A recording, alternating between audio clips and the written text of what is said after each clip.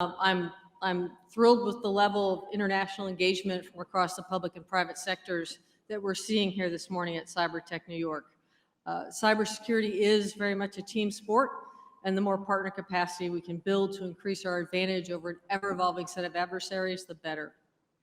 DOE fully understands the need to make bold changes in cybersecurity in order to better defend our systems and data. So my background is in both government and private sector, as you heard, and that has helped me recognize the value of partnering between organizations and the importance of removing barriers to collaboration between the public and the private sector. Our adversaries do not care about these boundaries or even recognize them, so we can't be constrained by them.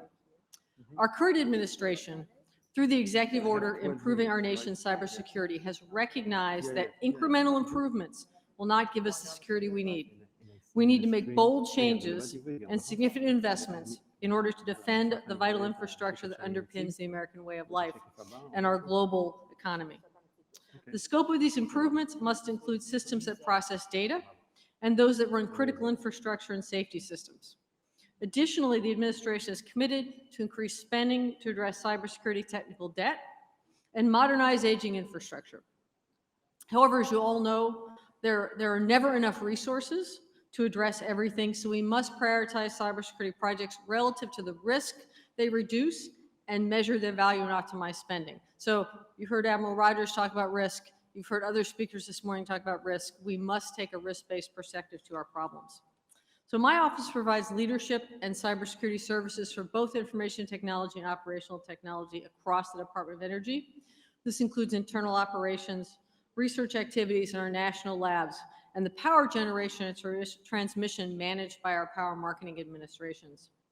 I'm also the Department of Energy's 5G representative, and DOE has a long history of scientific leadership, shepherding innovation, and our research to help advance the nation's efforts to securely adopt 5G technology.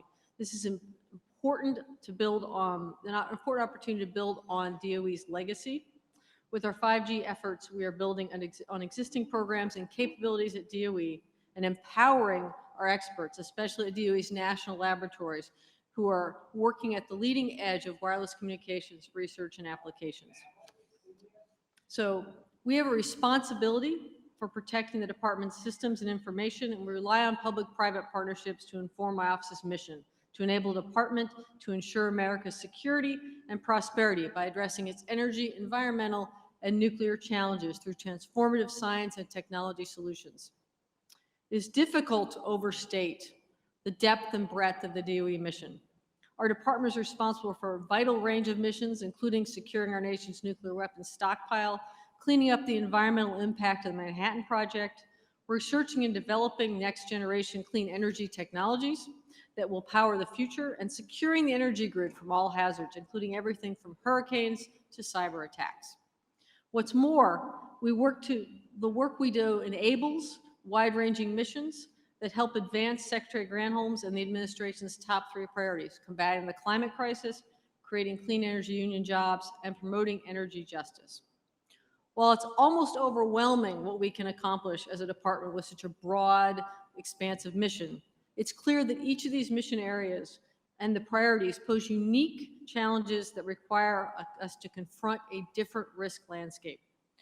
I've frequently said in the past that with so many programs and directives, it's easy for us to become too focused on compliance and not pay enough attention to our risks.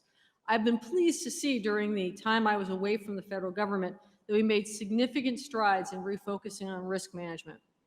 As we work to advance DOE's cybersecurity posture in concert with these new directives, and in the face of increasing adversary threats, we must always stay focused on risk management and not allow our need to comply with these new group of orders detract from that risk management. For us to effectively address the ever-evolving threat landscape and meet our compliance mandates, we must think differently about the way we assess risk and find ways to introduce more agility and flexibility. We must transition away from purely qualitative stoplight charts and introduce quantitative risk management principles that force us to look at probability and impact. There is simply no way to uniformly measure, assess, and mitigate risks across the portfolio in a uniform, predictable way. That's why we need a modern, dynamic, and adaptable risk management strategy to keep us looking ahead. So where do we start when it comes from risk, and where do we go from here?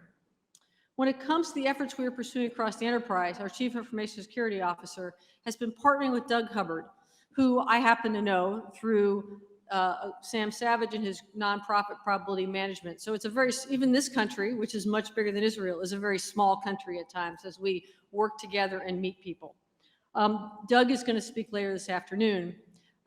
He's also working with other thought leaders on quantitative risk management to understand how we apply what the insurance industry has been using for years to cybersecurity. Doug has been instrumental in providing training for our teams across the department to develop a baseline understanding of how we measure the probability and impact of a particular risk. Our goal is to fundamentally change the way we think about and measure cybersecurity risk so that we can make better decisions on how we spend limited resources and reduce risk by applying quantitative methods.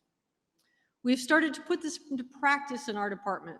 In our partnership with other risk management partners across DOE, our team has developed blueprints that include sample scenarios and data helpers to assist our sites in performing their own quantitative risk assessments in areas such as multi-factor authentication, data loss, and ransomware. Additionally, our team is attending the 2021 Factor Analysis for Information Risk Fair Conference this week. In fact, right now there are people there virtually.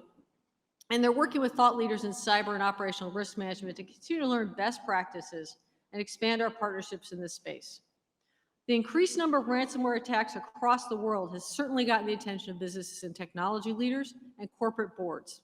When one individual clicks on a phishing email that enables delivery of malicious content that could lead to millions of dollars of loss, or worse yet, halt the delivery of precious energy resources, DOE is very interested in continuing to build our partnerships to understand how others are applying quantitative principles to cybersecurity risk management. No single framework will solve all our problems, and we will not move 100% away from qualitative risk principles, but we're excited about the potential the FAIR model offers and how we can apply it to make better informed decisions. Ultimately, we need to recognize that our human judgments and existing risk management frameworks are going to be too slow to adapt to the accelerating, rapid shifts in the threats we face. We must continue to adopt automated systems, machine learning capabilities, and artificial intelligence tools to allow us to both shift repetitive decisions from humans to computers and improve our ability to effectively leverage pattern matching and big data analysis that humans simply can't do. Our adversaries will be doing the same, so there's no room for error. We need to maintain advantages where we have them and build new advantages by leveraging the latest technology. And the way we do that is for government to learn what it can from the private sector and leverage our private sector relationships as best we can, as well as share our knowledge and research where we can with the private sector. The public and private sectors together bring different capabilities to this effort, and we are strongest when we share those. Cybersecurity provides a significant opportunity for both private sector and federal entities to unite and collaborate.